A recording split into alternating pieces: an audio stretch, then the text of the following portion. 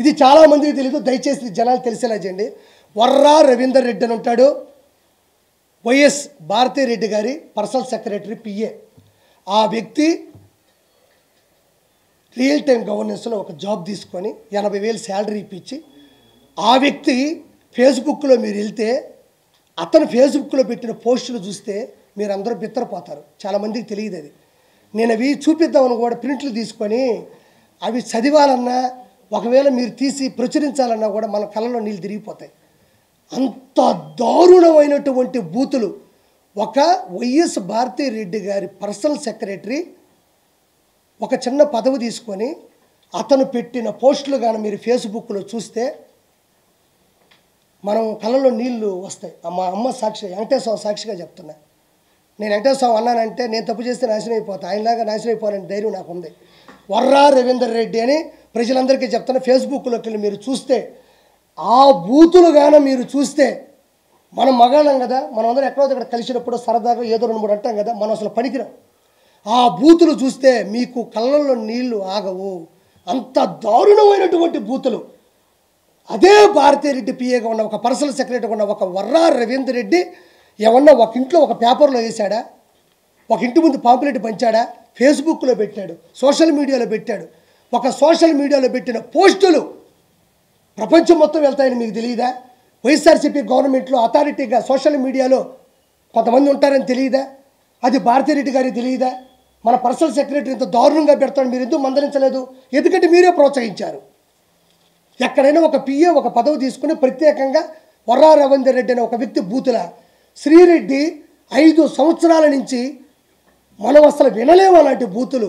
నన్ను కూడా తిట్టింది ఒకసారి, మీరు కూడా చూడొచ్చు. కొవ్వూరు ప్రసన్న కుమార్ రెడ్డి మీద నేను తిరుగుబాటు చేస్తే నన్ను కానీ నా కుటుంబాన్ని కానీ అవి మామూలు బూతులు కాదు. మీరు గవర్నమెంట్లో ఉండి ఒక హోదాలో ఉండి శ్రీరెడ్డిని 4 కేసులు పెడితే మే కేసులు పెట్టమన్నా పెడతాం. ఆ అమ్మాయిని చెన్నై నుంచి తీసుకొని రాలేరా? అన్ని బూతులు తిడుతుంటే చెన్నై నుంచి తీసుకురాలేదు ఒక ప్రభుత్వం. అంటే మీరే ప్రోత్సహించారు డబ్బులు ఇచ్చి. బోరుగడ్డ అనిలు పవన్ కళ్యాణ్ గారి కుటుంబాన్ని తిట్టిన తిట్లు, మనం తిట్లను మాత్రం వదిలేయాలి, వాటిని గుర్తు చేసుకోకూడదు. అంత అవమానంగా ఉంటాయి ఆ మాటలు. ఎవరు తిట్టించారు? వాడు ఏమన్నా ఒక పబ్బులో తిట్టాడా, 4 ముందు తిట్టాడా, ఒకటి విని చెప్పడానికి? సోషల్ మీడియాలో చక్కర్లు కొట్టింది అది. ఆ రోజు వైఎస్ జగన్మోహన్ రెడ్డి ఏం చేస్తూ ఉన్నాడు? పంచు ప్రభాకర్ ఆ విధంగా తిడతా ఉంటే ఏం చేస్తూ ఉన్నాడు? మీకు తెలియదమ్మా. కొన్ని కోట్ల రూపాయలు, కొన్ని వేల కోట్ల రూపాయలు జగన్మోహన్ రెడ్డి ఖర్చు పెట్టింది కేవలం సోషల్ మీడియాకే. ఎవరైనా పర్లే, ఇప్పుడు బాబాయ్ కానీ అన్న కానీ ఎవరైనా సరదాగా నాకు చంద్రబాబు గారు అంటే ఇష్టం అంటే చాలు, మీ ఆవిడ ఫోటోలు ఆల్మోస్ట్ ఫేస్బుక్లో లాగేసుకుంటారు. వాళ్ళకి ఎక్కడి నుంచి మూర్తి నగ్నంగా ఉండే ఫోటోలు అతికిచ్చేస్తారు. అంత కొంతమంది సూసైడ్ చేసుకున్నారు, చెప్పలేకపోతున్నారు. కాబట్టి జగన్మోహన్ రెడ్డి పతనానికి రీజన్స్ ఏంటి? నా భయం ఏంటంటే ఓడిపోయారు ఆర్పీ గారు, మనం మాట్లాడక్కర్లేదని నేనేం అంటోలే. ఇక్కడ సమస్య ఏంటంటే ఒక రాజ్యసభ సభ్యుడిగా ఉన్నవాడు ప్రజలకి తీర్పు ఇవ్వాలి, నేనే తప్పు చేయలేదు అని. అతను ఖచ్చితంగా DNA టెస్ట్కి వెళ్ళాలా, లేదంటే అతను తప్పు చేశాడని చెప్పి ఒప్పుకోవాలా? ఒప్పుకుంటే ఏ శిక్ష చేస్తారో నాకు తెలియదు, అంత నాలెడ్జ్ నాకు లేదు. జగన్మోహన్ రెడ్డి 100% ప్రజలు ఆయనకి 40% ఓట్లు వేసి అంటున్నారు. 40% ఓటు నీకేసినప్పుడు 40% ఓటు నీకేసినప్పుడు ఆ ప్రజల తరపున అసెంబ్లీకి వచ్చి పోరాడకుండా పులివెందులో గెలిచాం, రాజంపేటలో గెలిచారు, అరకులో గెలిచారు, పాడేరులో గెలిచారు, దర్శిలో గెలిచారు, ఎర్రగొండపాలెంలో గెలిచారు, పొంగనూరులో గెలిచారు, తంబాలపల్లిలో గెలిచారు, మంత్రాల్లో గెలిచారు, ఆలూరులో గెలిచారు. ఈ 11 మంది అసెంబ్లీకి వెళ్ళకుండా పోతే మిమ్మల్ని గెలిపించిన మనుషులు ఏమవ్వాలని ఈరోజు నేను ప్రశ్నిస్తున్నా. 11 మంది కాదయా, ఒక్కరు గెలుస్తారు. ఆ ఒక్కరైనా అసెంబ్లీకి పోయి వాళ్ళ సమస్యలు అక్కడ చెప్పడానికే కదా అసెంబ్లీ ఉంది. మెంబర్ ఆఫ్ లెజిస్లేటివ్ అసెంబ్లీ వీళ్ళందరూ ఎందుకున్నారు? శాసనకర్తలు ఎందుకున్నారు? శాసనసభ్యులు ఎందుకున్నారు? అంటే నువ్వు పోకపోగా 10 మందిని చెడగొట్టి వాళ్ళు ఎంతో కష్టపడి వాళ్ళని నమ్మి 11 నియోజకవర్గాల్లో ఓట్లేసి గెలిచారు వాళ్ళు. ఆ 11 నియోజకవర్గాల్లో ఉండే జనాలు ఈరోజు నమ్ముకున్నారు ఆ 11 మందిని. వాళ్ళు అసెంబ్లీకి పోకపోతే నిన్ను నమ్ముకొని వస్తే ఆ 11 నియోజకవర్గాలు ఏమవ్వాలని ఈరోజు జగన్మోహన్ రెడ్డిని నేను ప్రశ్నిస్తున్నా. నీకు దమ్ముంటే, నీకు ధైర్యం ఉంటే, నీకు కలేజా ఉంటే, నేను ఒక్కడే వచ్చానంటున్నావు కదా, నీకు దమ్ముంటే అసెంబ్లీకి రా. నువ్వు అసెంబ్లీకి రా, నేను మాటిస్తున్నా నా పార్టీ నుంచి. నువ్వు భువనేశ్వర్ గారిని అన్నట్టు, రాయపాటి అన్న గారిని అన్నట్టు, అదేవిధంగా పాపం ఉండవల్లి అనుష గారిని అన్నట్టు, మంగళపూడి అనిత గారిని అన్నట్టు దయచేసి మా ప్రభుత్వం అనదు. మాకు సంస్కారం ఉంది. మేము ఏ రోజు ఆడవాళ్ళ గురించి అసభ్యంగా మాట్లాడాలి, అసభ్యంగా చిత్రీకరించలేదు. నీ భయం ఏంటంటే మీ ఆడవాళ్ళ జోలికి రాము. ఒకటే మందల రాజకీయంలో నువ్వేం తప్పు చేసావు, నువ్వేమో అగాజ అంటే ఎంత అజ్ఞానంగా ప్రవర్తించావో, ఎంత దారుణాలు చేసావో వాళ్ళు ప్రశ్నిస్తారు. నువ్వు కూడా వచ్చి ప్రశ్నించు. మన 7,000 రూపాయలు పాపం అందరికీ మనందరికి కూడా పింఛన్లు ఇవ్వడం జరిగింది. ఇప్పుడు చెప్పారు మనిషి 15,000 రూపాయలు అన్నారు. ఏం వచ్చాగవా జగన్మోహన్ రెడ్డికి? షుగర్ ఏ లెవెల్లో ఉందో నాకు అర్థం కావడంలే. జస్ట్ నెల 10-15 రోజులైందమ్మా. మొన్నే పాపం 14-15 లక్షల కోట్ల రూపాయలు అప్పు పెట్టి ప్రజాధనాన్ని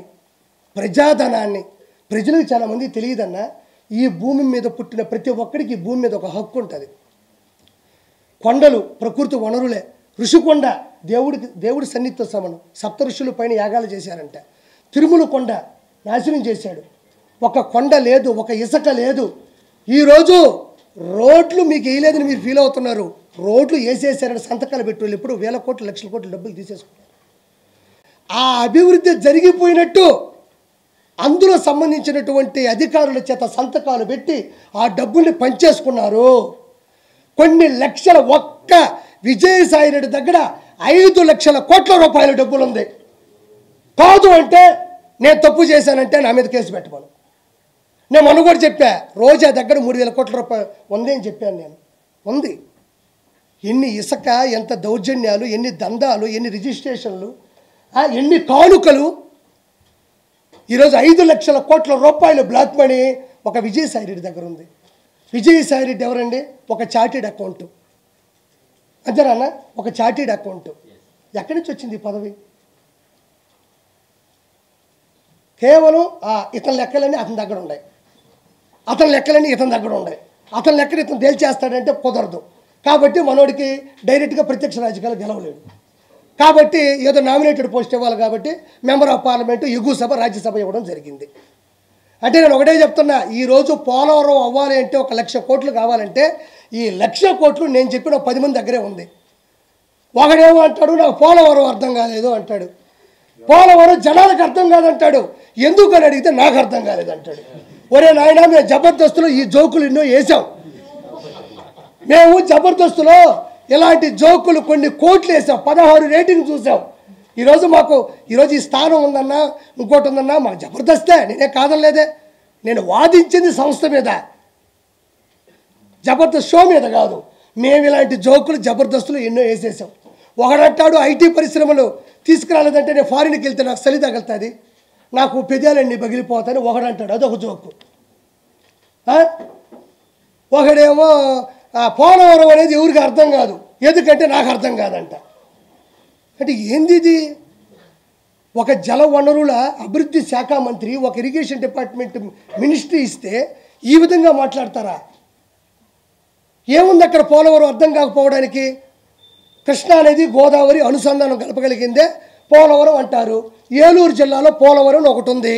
ఇది పూర్వం 1941వ సంవత్సరం వెంకటకృష్ణ అయ్యంగారు ఎవరు ఒక ఆయన వచ్చి, సార్ గోదావరి జలాలు అనవసరంగా నీళ్లు వెళ్ళి బంగాళాఖాతంలో కలిసిపోతుండాయి, ఇదొక్కటి దయచేసి కొంచెం టైం అయినా నాకు ఇస్తాను, నేను మనస్ఫూర్తిగా ప్రస్తుతం కోరుకుంటున్నాను.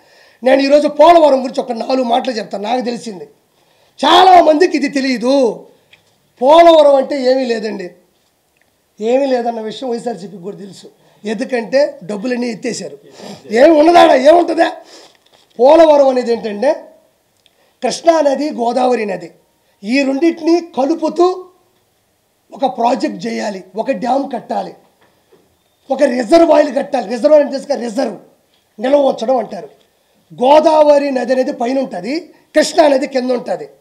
గోదావరి నది దగ్గర లెక్కలేనన్ని నీళ్లు, కొన్ని లక్షల ఎకరాలు సాగు. అంటే ఒకటి కాదు పంట, 2 పంటలు ఇచ్చు, 3 పంటలు కూడా ఇచ్చు. అన్ని నీళ్లు పైనుంచి వచ్చే నీళ్లు, వర్షధారాల నుంచి వచ్చే నీళ్లు ఆ గోదావరిలోకి వచ్చి మనం అడ్డుకట్ట వేయకపోవడం వల్ల, దాన్ని అడ్డుగా ఏమీ పెట్టలేకపోవడం వల్ల వచ్చే నీళ్ళు వచ్చినట్టు తెలిపి సముద్రంలో కలిసిపోతున్నాయి. ఆ నీళ్ళని మనం ఒక రిజర్వ్ చేసుకొని, ఒక ఆనకట్ట కట్టుకొని, ఒక డ్యామ్ కట్టుకుంటే ఆ నీళ్ళని అలా ఆపగలిగితే, ఆ నీళ్ళని మనం ఏం చేస్తామంటే దానికి అడ్డంగా వాలు కట్టుకుంటే ఆ నీళ్ళని రెండు, ఒక లెఫ్ట్ కెనాలు ఒక రైట్ కెనాల్ అని 2 రకాలు ఉంటాయి. ఆ నీళ్ళను 2 వైపులకు మళ్ళిస్తే ఒక పక్క విశాఖపట్నం ఒక 3 లక్షల ఎకరాలకి సాగునీళ్ళు ఇవ్వచ్చు, తాగునీళ్ళు ఇవ్వచ్చు, కర్మాగారాలకి పరిశ్రమలకు కూడా మనం నీళ్ళు ఇవ్వచ్చు.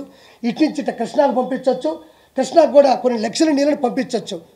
అంటే నీళ్లు ఎక్కువగా ఉన్నటువంటి గోదావరి నుంచి నీళ్లు తక్కువగా ఉండే కృష్ణాలో పంపించి ఆ నీళ్ళని ప్రజలకి పంచడం. కాకపోతే ఇక్కడ సమస్య వచ్చిందంటే ఇది చిన్న విషయమే కదా, చేయొచ్చు కదంటే ఏమీ లేదండి. ఈ గోదావరి నీళ్ళు ఏవైతే వెళ్ళిపోతున్నాయో ఆ నీళ్ళకి అడ్డంగా ఒక డ్యామ్ కట్టాలి.